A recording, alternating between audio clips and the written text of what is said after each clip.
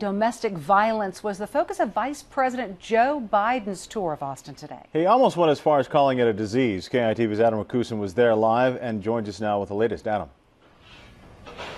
And the vice president had some very strong words for people who commit that type of violence. Today, he spoke passionately about the need for resources to help put an end to domestic violence once and for all.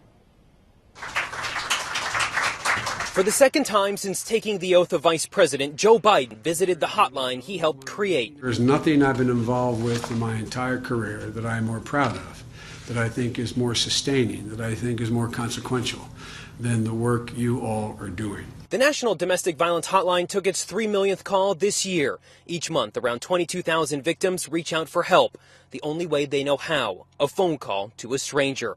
Many of those calls coming from Texas. If you had told folks back when we were fighting to get this passed that by this time 3 million women or advocates would have called, I don't think anyone would have believed it. But the truth is, there are probably another 3 million women out there who need to call. Met by hotline leaders and advocates who work tirelessly for the cause, the vice president spoke about how the country needs to do more.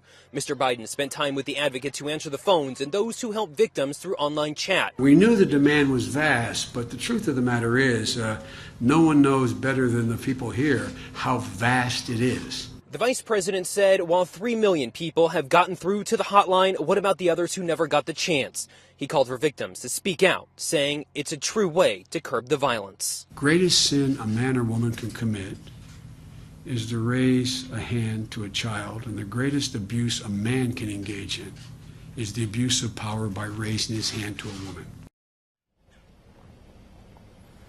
And the hotline runs on about $3 million in federal funds. The vice president said he and the president have been trying to get more money, upwards of $4.5 million, but so far they've been unsuccessful, although that's not an end to trying to get more resources for victims of domestic violence. Reporting live in Austin tonight, Adam Rakusin, KITV News.